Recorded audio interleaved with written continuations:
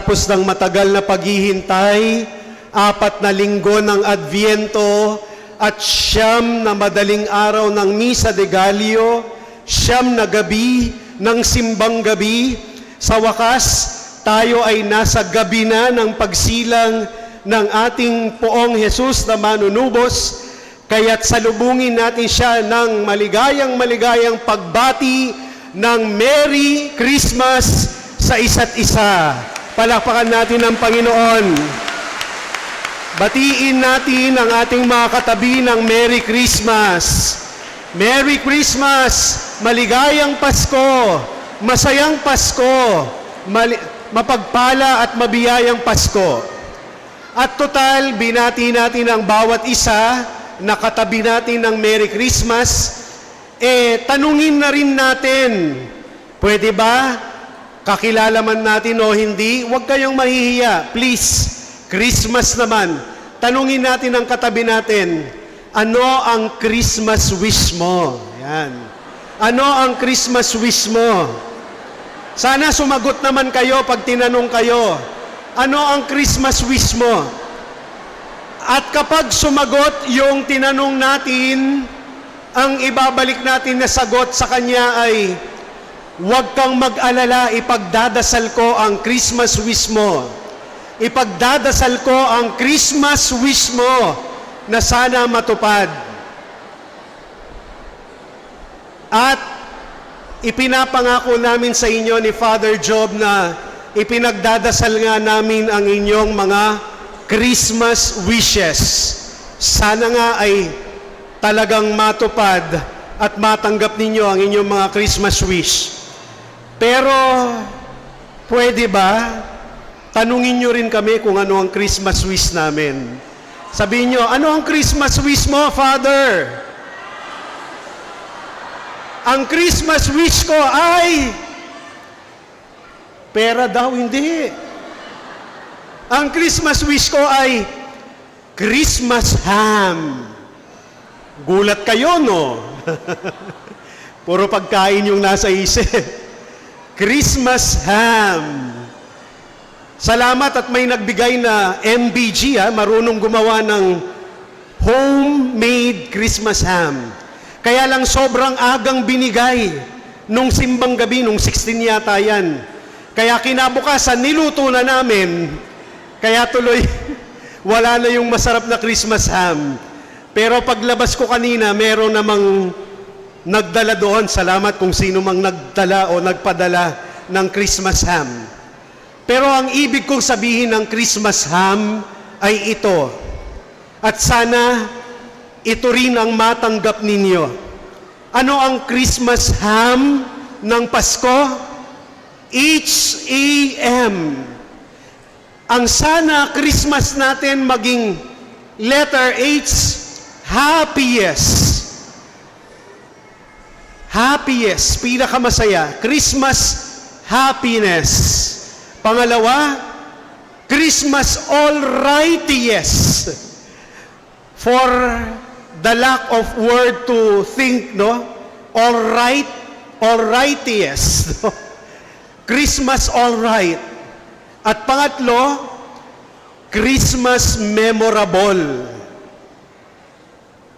Sana yung katabi natin, pwede bang sabihan natin, pwede bang ikaw ang maging Christmas ham ko? Kasi gusto kong ang Christmas ko maging happy. Ang Christmas ko maging alright. At ang Christmas ko maging memorable. Kaya I want you to be my Christmas ham. Sinabi nyo ba? O ngayong sinabi nyo na, akbayan nyo na. Yan, ha? Akbayan na. O, magkaibigan man, mag-asawa, magkasama sa church service, magkapatid, akbayan. Sino ang lalaking singer sa choir ngayon? Nandyan ba si Saldi? Sabayan mo ako. Kakantahan natin yung katabi natin na sinabihan natin ng Christmas ham, na inakbayan natin. Sabayan nyo ako, kantahan ninyo yung katabi nyo. Kung mawawala ka sa piling ko, sinta, paano ang Pasko inulila mo? Ang lungkot ng Pasko na walang ham. Sayang, sinta, ang sinumpaan at pagtitinginan. Kantahan nyo, yakapin nyo. Nais mo bang kalimutang ganap ang ating suyuan at galak? O, sabay-sabay uli. Kung mawawala ka sa piling ko, sinta, paano ang Pasko alay ko sa'yo? Yakapin natin, sabihin natin, huwag kang mawawala, ha? Ikaw ang aking Christmas ham. At ako rin ang iyong Christmas ham. Alam ninyo, mga kapatid, merong Hapon na laging dumadalaw sa ating bansa sa panahon ng Pasko. Kaibigan siya nung kakilala kong pari. Kaya isang araw tinanong siya nung kaibigan kong pari, no? Itago na lang natin sa pangalang Okada yung Hapon. Sabi nung pari, Okada, why do you always come to the Philippines during Christmas season, no? Bakit balik ka ng balik sa Pilipinas, no? Kapag Pasko. Sabi nung Hapon, kasi Pilipinas, Pinoy, Pasko, kain, kwento, tawa. Kain, kwento, tawa. Kain, kwento, tawa, patay. Pero Hapon, trabaho, trabaho, trabaho, trabaho, trabaho, patay.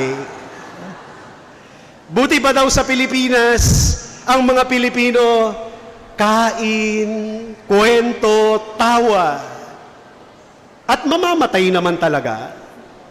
Pero sa kanila, trabaho, trabaho, trabaho, trabaho, trabaho, patay. Kaya sana ngayong Noche Buena, make your Christmas the happiest. Make your Christmas all right. Make your Christmas 2023 memorable. Kain, kwento, tawa. Bawal munang pumasok sa kwarto at matulog. Bawal munang mag-cellphone. Ang magse-cellphone mamaya habang nagno-Noche Buena, siyang maghuhugas ng plato at kaldero. Kain, kwento, tawa. Bakit tayo kain, kwento, tawa? Kasi yung isinilang na si Jesus, saan siya isinilang? Sabsaban. At ano ang sabsaban? Kainan. Kahit na hindi tayo mga hayop, pero pag minsan nag-uugaling hayop, iniaalay ni Jesus ang kanyang sarili sa sabsaban para meron tayong kainan, merong kwentuhan, merong tawanan. Pasalamatan natin ang Diyos at nagpakalapit-lapit siya. Pasalamatan natin ang Diyos at tayo ay kanyang binuksan, pinagbuksan ng pintuan sa langit para muling makasalo sa kanyang kainan, kwentuhan at tawanan sa langit. Mga minamahal na kapatid, Sana sa Paskong ito ng 2023, tunay nga na maging Christmas ham tayo sa isa't isa. Let us be a source of happiness so that they may feel all right and that their Christmas, our loved ones, will have the memorable Christmas this year. Amen.